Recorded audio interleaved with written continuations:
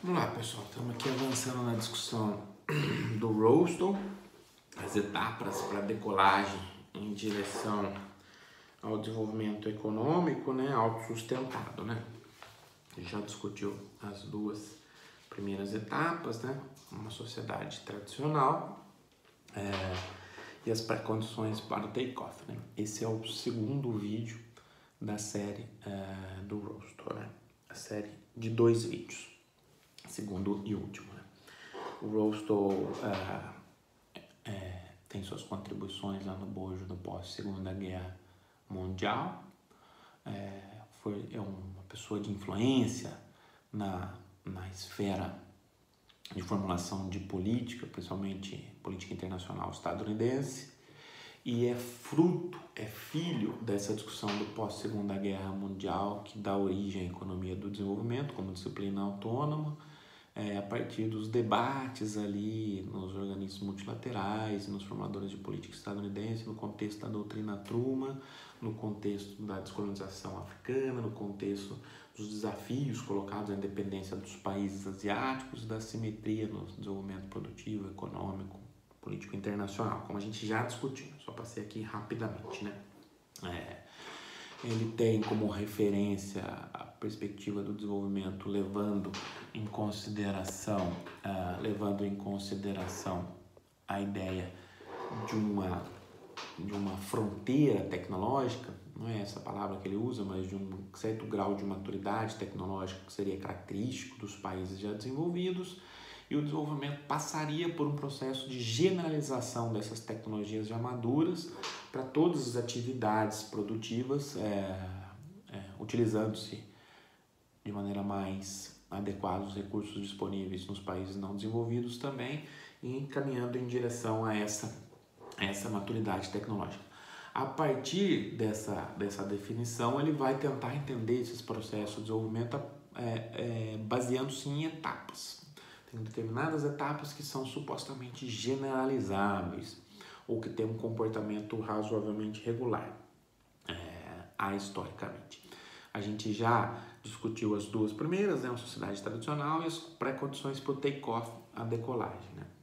A terceira etapa, a decolagem, é o seguinte, olha, a partir do momento em que aquelas pré-condições colocadas, apresentadas, já estão disponíveis, ou seja, eu já tenho uma geração de excedente na agricultura que me permita um processo de urbanização, que me permita um processo de acumulação forte com redirecionamento de recursos para outras atividades produtivas, que me permita a importação de máquinas e equipamentos, que me permita o aumento do mercado, das relações monetárias, da complexificação das atividades econômicas.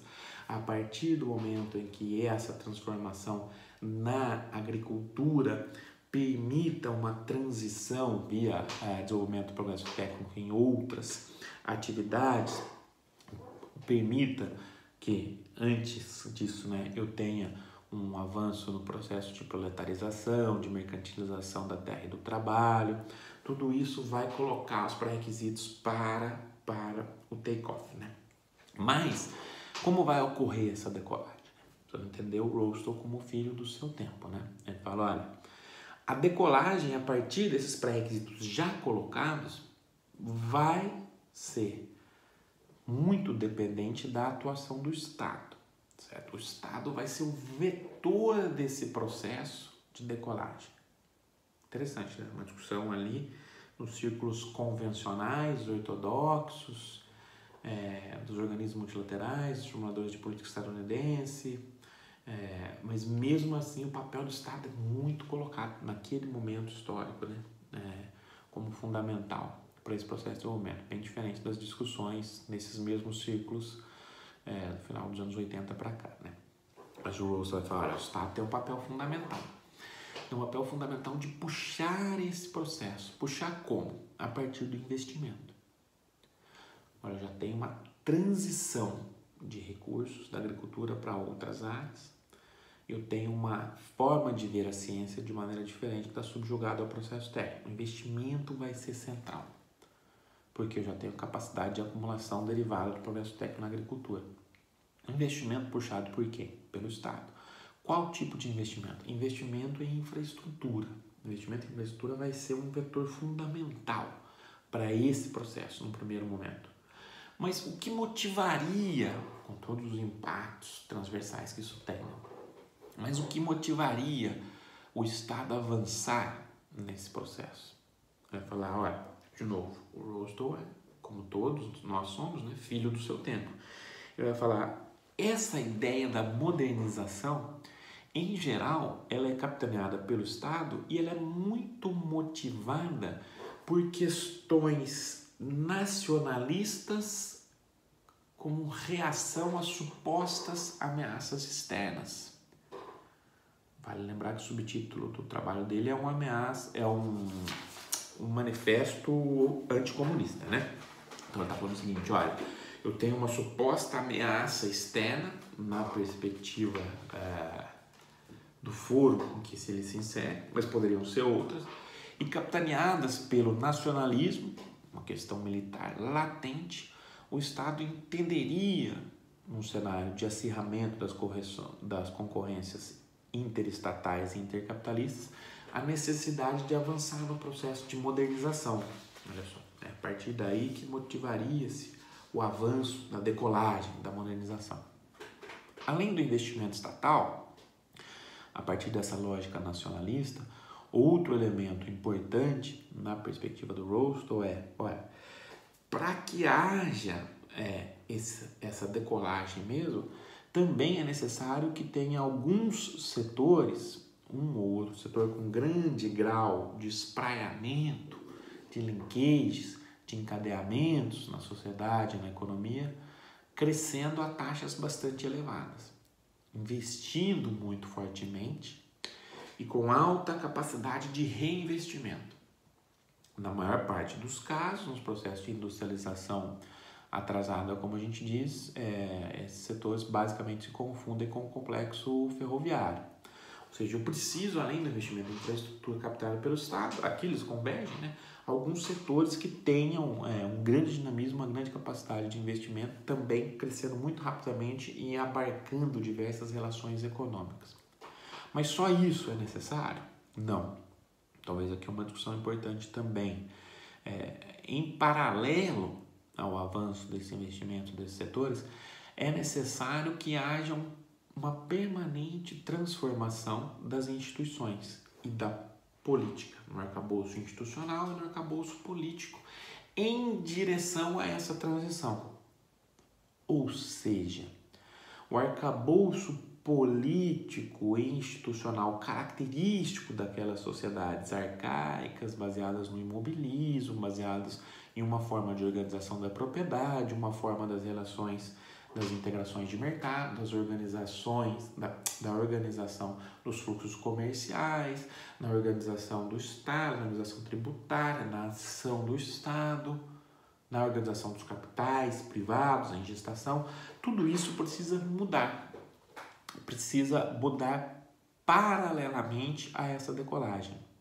Então é necessário ter, além desses requisitos econômicos, uma coevolução, uma evolução ao mesmo tempo das transformações políticas e institucionais adequadas a esse novo arcabouço que está sendo colocado, em direção a uma maturidade tecnológica já ocupada por alguns países.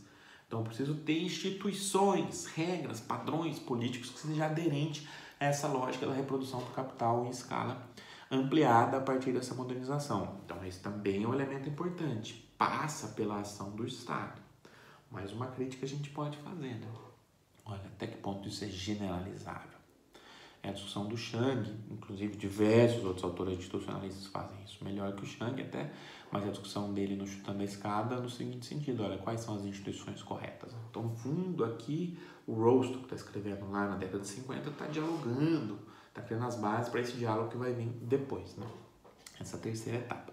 A quarta etapa, que é a marcha para a maturidade, nessa etapa já se observa a consolidação de uma transformação industrial relevante, ou seja, eu já tenho diversos outros setores surgindo e substituindo aquele que era o fundamental para o dinamismo inicial, ou pelo menos complementando-os. Já tem mais uma generalização daquelas formas de produção, aquelas atividades tecnológicas que a gente discutiu no primeiro vídeo, para diversos outros setores e atividades, como a modernização da atividade econômica. Já estou aqui numa quarta etapa, numa marcha para a maturidade das estratégias de desenvolvimento dos países, né? E esses setores se desenvolvem, mas na perspectiva do Rostow, as economias que vão avançando nessa direção não necessariamente teriam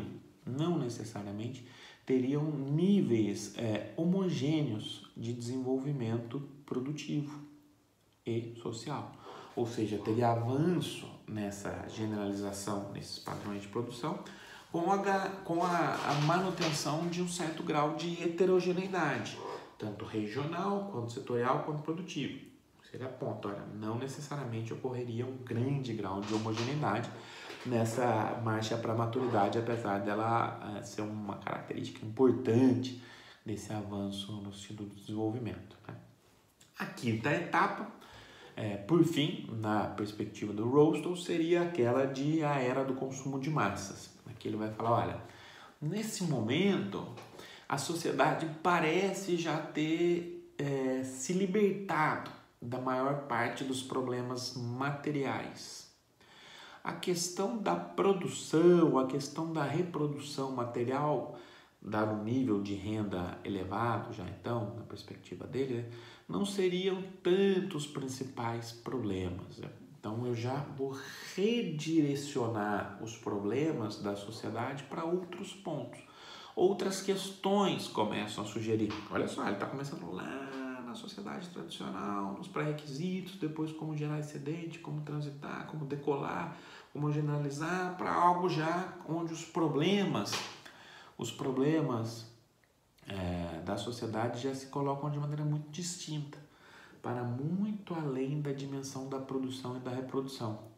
Como eu já tenho saciadas, de alguma maneira, essas dimensões, não saciada no sentido de digamos assim, no sentido de suprimir todos os desejos, no sentido de resolver todos os problemas de homogeneidade também, né? Mas a lógica da sociedade já começa a se reorganizar em direção a outros pontos. Começam-se a surgir outras questões, a sociedade já pode, nessa era do consumo de massa, começar a pensar em questões, dedicar-se mais à cultura, ao lazer, ao tempo livre.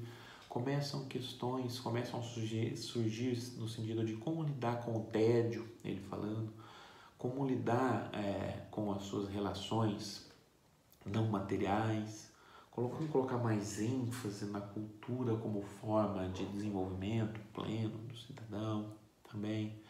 É nesse momento em que começam a começa a ter o debate, na visão dele, da transição para uma gestação de um certo estado de bem-estar social. Estou pensando em outras questões para além apenas da reprodução material, como garantir emprego de qualidade, como garantir uma vida estável, em que o cidadão possa se desenvolver plenamente para além das questões econômicas. Então a sociedade, nessa quinta fase, que ele chama de era de consumo de massa, já estaria muito mais liberta das amarras produtivas.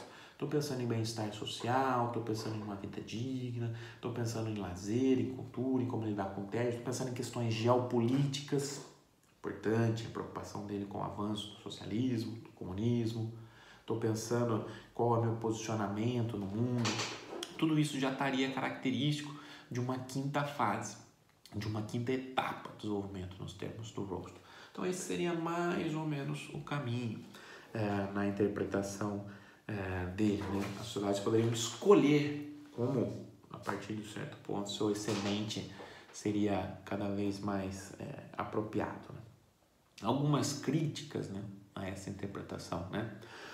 O próprio Rostow vai falar o seguinte, olha, na verdade eu tenho uma preocupação grande com o avanço do comunismo, com o avanço do nos termos dele, né, do comunismo. Então a ideia era tentar fomentar o desenvolvimento de potências médias capazes de barrar esse avanço do comunismo, né? A ideia seria buscar entender qual que é o padrão razoavelmente generalizável de etapas para poder fazer com que crie-se essas potências médias e barrar o avanço do comunismo, né? Aí ele mesmo vai falar, olha, tem uma questão que é o seguinte, né? É uma crítica, né? Uma própria crítica, uma autocrítica, né? No fundo, na interpretação, né? Olha, eu estou olhando aqui para algo razoavelmente generalizável. Eu preciso entender que as condições sociopolíticas de cada país são distintas. Então, o avançar nessa direção vai depender desses pré-requisitos, vai depender também da correlação de forças domésticas e como as elites vão capitanear ou não esse processo. Essa é uma crítica que ele mesmo faz. Além disso, as condições para se avançar nessa direção são muito complexas, dado que eu já tenho um nível de desenvolvimento bastante consolidado nos principais países. Então, preciso entender que entrar nesse momento de capitalismo oligopolista, né, esse não é o termo que ele usa, mas nesse momento de consolidação já da industrialização dos países centrais, vai ser muito mais difícil. Vai ser muito mais difícil. Por quê? Eu estou generalizando aqui determinadas etapas históricas que eu olhei, o Rawls está falando, para alguns países que conseguiram fazer uma trajetória de sucesso. Mas não necessariamente a trajetória é a mesma, levando em consideração o fato deles já ocuparem posições centrais desses países, né? Além disso, assim, mais no final da vida, lá em 94, né, muito tempo depois, ele vai falar o seguinte, olha, eu gostaria de ter entendido um pouco mais a fundo os condicionantes políticos e culturais, né, que habilitariam ou não a transição para cada uma dessas etapas, né? Então aqui é uma estratégia razoavelmente muito generalizada, né? Outras críticas que a gente pode fazer, né, a partir de uma perspectiva teórica, assim, né? Fala, olha, no fundo ele está admitindo-se, está se aproximando, pelo menos em partes, da ideia monoeconomista, né? Ele fala, olha, eu estou aqui tendo um certo grau de generalização. Tem um elemento ahistórico importante, como ele mesmo coloca. Atemporal importante, isso é uma crítica importante, uma limitação importante à sua interpretação. Há certos graus de generalização? Há possibilidade de generalização? São perguntas importantes a serem feitas. Ele não está olhando ali o comércio internacional como automaticamente levando à convergência, não é isso. Mas será que essa generalização desse padrão que foi muito característico nos países de industrialização tardia, atrasada, desculpa, é generalizável? Isso é um ponto importante. Outro ponto importante ali a partir da perspectiva crítica cepalina, né? Olha, eu preciso entender o subdesenvolvimento como uma face do desenvolvimento. Então, essa é a principal crítica. O nível baixo de desenvolvimento não é uma etapa. O subdesenvolvimento, em termos cepalinos, não é uma etapa que vai ser superada naturalmente. Em hipótese alguma. Ela é condição, ela é desdobramento do processo de avanço das economias capitalistas em direção a economias atrasadas. É a penetração das economias capitalistas avançadas e economias atrasadas que caracterizam o nascimento desse subdesenvolvimento, entendido como tal. Ou seja, o subdesenvolvimento existe em paralelo ao desenvolvimento e ele é reforçado pelo avanço das estratégias de desenvolvimento dos países centrais. Por quê? Porque eu tenho uma relação hierárquica na divisão internacional do trabalho. Eu tenho uma relação assimétrica, como a gente vai discutir depois tudo com mais ênfase. Mas na perspectiva cepalina eu estou colocando o seguinte, olha, na verdade eu preciso entender a condição periférica como uma condição específica e entender o subdesenvolvimento como uma condição específica dessas nações periféricas nesse cenário de reforço do subdesenvolvimento em paralelo ao avanço do desenvolvimento dos países centrais. São faces da mesma moeda. Então não dá para eu entender de maneira generalizável esse processo. Não dá para eu entendê-lo de maneira etapista esse processo. Mas mais uma crítica à perspectiva do Rousseau, né? Como eu vou generalizar políticas e instituições? Como eu vou generalizar esses caminhos? Outra crítica. Além disso, talvez uma certa,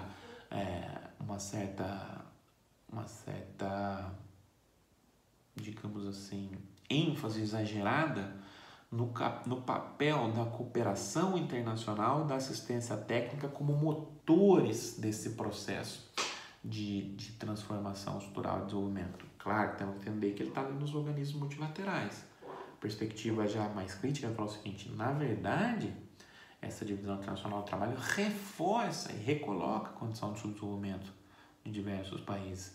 Ela não deve ser entendida como um instrumento para se contornar uma certa etapa. Essas algumas das críticas colocadas na perspectiva do Rousseau.